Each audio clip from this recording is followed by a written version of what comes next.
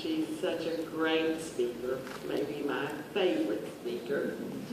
And you know her as a long-time parent volunteer here at Wichita Christian, because she has had 4 graduates of Wichita Christian who are now all living productive lives in college and all of that. Her youngest daughter, Jordan, is our president and a senior this year. Sandy has been in the retail business for about 30 years and has been at the Children's Place for 11 of those years. She opens new stores and recruits talent in Texas and Oklahoma.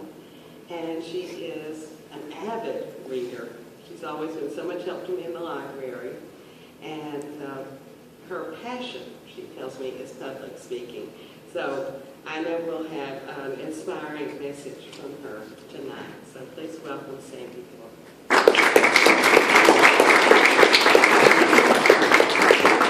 Thank you and good evening, and I'm so honored to be here. When I found out that these kids had voted on me to speak, I was so blessed, so honored. And then when I found out that I beat out Ryan Seacrest, Oprah, and Greg Abbott, you can imagine that's not true, is it? What a pack of liars. They're accomplished, brilliant liars, but they're liars. But that's okay. I'm going to stay. So tonight I'm speaking to these guys behind me, and it's a little awkward because I'm not facing them, but my message is for them tonight. I brought a visual aid down here, and y'all understand it in a little bit. It's a gift from Mrs. Perkins. So parents, grandparents, teachers, administrators, we've heard everything. We know it all. We may not live it, but we've heard it. We've heard a lot of speeches in this building and really all the Wichita Christian buildings. And we've heard a lot of stuff. We've heard put God first. We've heard how important family is. We've heard patriotic speeches because it's good to be free. We've heard about success, integrity, teamwork, give back, say thank you.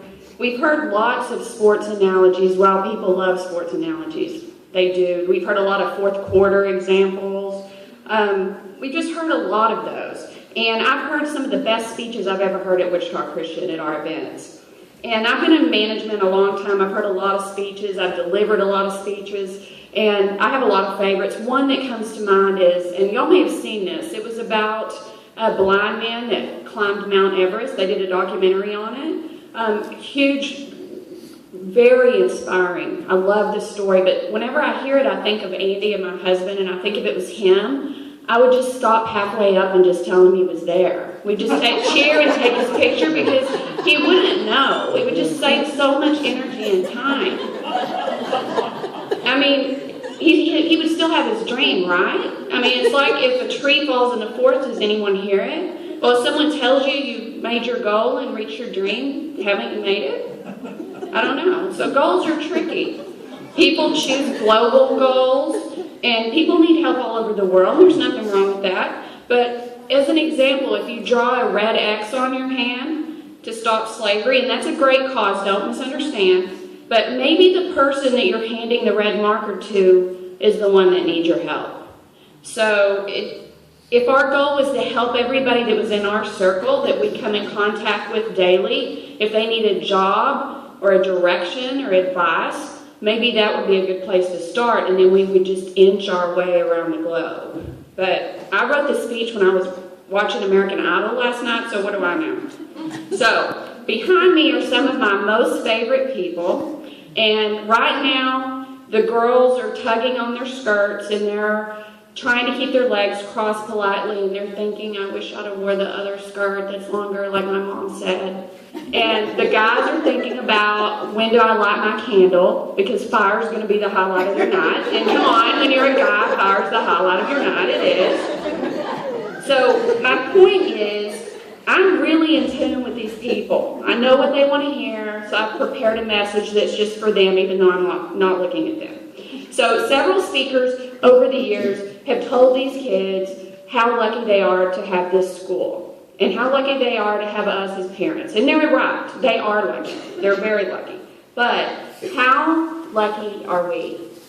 We're the lucky ones. We are. These young adults behind me, they're gifts. They are. They might as well be wrapped up in beautiful paper with bows on their heads because they're gifts. We are blessed to have them in our lives every single day. Julaine Skipworth whips the seniors into shape. We shove them out those doors. They are gone. They start their lives.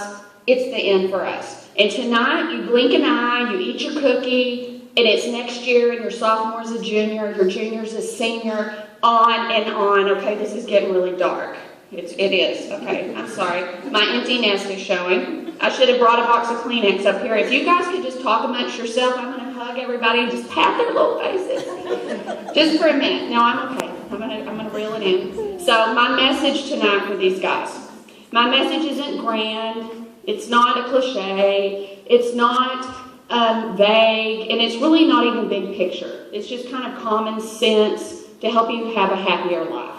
So I hope you guys are still listening back there. We're going to get to the fire soon, gentlemen. Number one, work harder than anyone around you. And that's in school, at your job, any projects that you're involved in, because someone that matters will notice. Number two, when anyone, especially your boss, asks how you are, you say that you are great. I do not care if you are sick. I do not care if you didn't sleep well or your head hurts. No one cares about that. So guys behind me, do you see your parents? I want you to find them.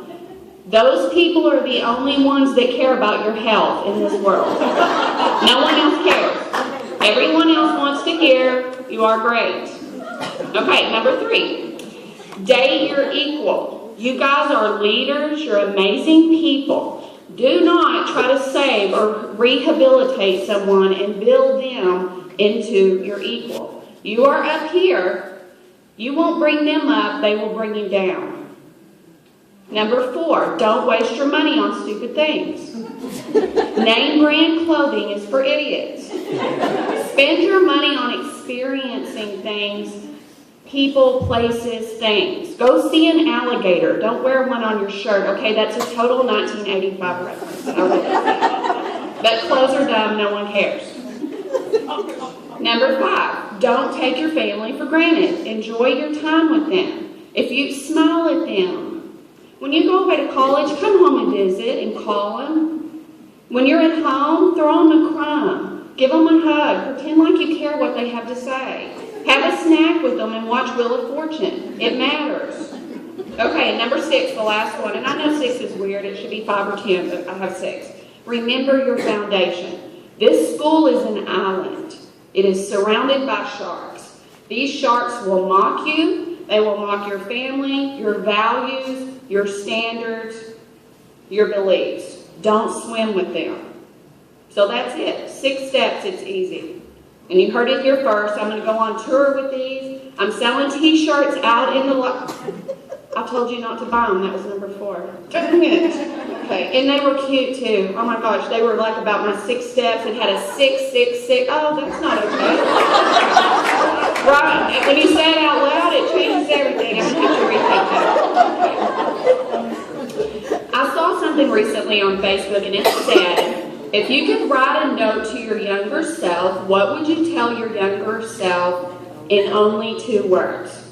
So think about that.